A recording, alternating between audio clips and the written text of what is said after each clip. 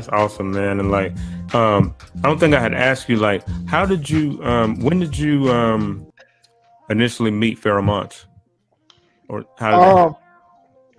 Um, I met Monch through a mutual friend. That's another interesting story. I met him the first time. A friend of mine, Mr. Complex. He's a rapper. Real name was Corey Roberts. Okay. So he actually was looking for a DJ. I'm gonna take you through the short part of his story. He was looking for a DJ. He worked at the airport with a friend who lived on my block. Um, Uh-huh. Complex comes over and he realizes, well, shoot, you're not a DJ. You're actually now into making beats, which is what I was focusing on at that time. And he was like, Yeah. well, I'll let you know if I ever need some beats. You can work on some stuff for me. I said, all right, cool. Let me know. So he was going to a show one night. It was a De La Soul Tribe Called Quest show at Hofstra University, which is out here in Long Island. So he asked me if I wanted to roll. I was like, yeah, I'll roll. He's like, okay, I'm bringing two friends of mine with me. So Monch was one of the friends, along with Extreme, who was the manager of Organized Confusion. Mhm. So that was when I first met Monch. I think, at that That time might have been when the first Organized Confusion album came out, or like before? Or? This would have been maybe the second album. It wasn't the first one. It might have been like around the second time. Yeah, somewhere around that time. And I don't think it was the third, because I think they had 3 albums, Equinox being the last one. This would have been the second album. So that was my first meeting with him. I didn't care for him all that much, when I met him, because he was very quiet. And I always tell him he was kind of quiet and just kind of. That seems ironic. Like, yeah, I didn't. Because he was so quiet, and then how I took that was that he just wasn't personable. Right. So it was just like, well, I shouldn't say I didn't care for him. It wasn't love at first sight. It was pretty much he was there, I was doing our thing.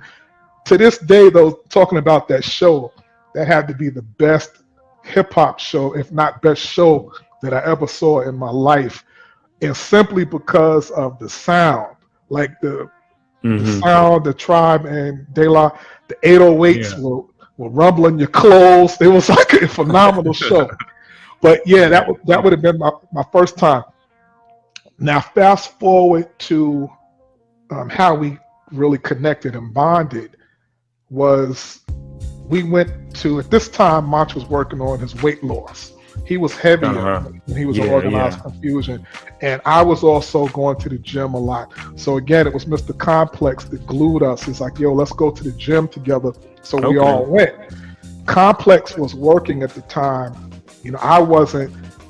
And Monch was available to go out during the day. So he and I connected and we started going to the gym together. This was before we ever worked on any music together. And actually there was another part of the story I skipped, because I met Monch. Once I found out, back up a little bit, once I found out who he was musically and everything, I wanted to get him on a song that I was working on. I went to his house, and he liked the track, but I don't think he liked the song so much. So that was that. We just had that was our exchange together. The gym came later, and we started to just go to the gym together, helping each other out, spotting for each other, and that's how we connected.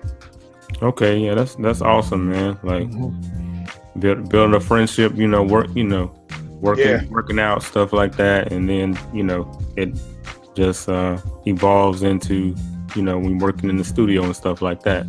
Yeah, we had a lot of discussions during that time. We were reading a book called Behold the Pale Horse.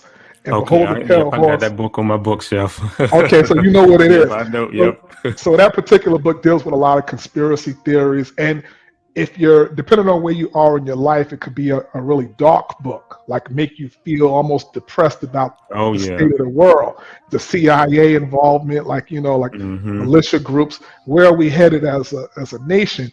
And this book was supposed to be something that was coming in the future.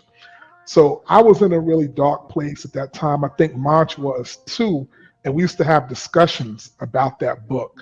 And I think part of that is the reason why the Internal Affairs cover looks the way it looks. It kind of has a very espionage, kind of dark look to it, because this is where we were. You know, our kind of headspace was there, you know, kind of coming through the fire, if you will, you know, you know, World War III, you know, that's what, you know, that's where it comes from.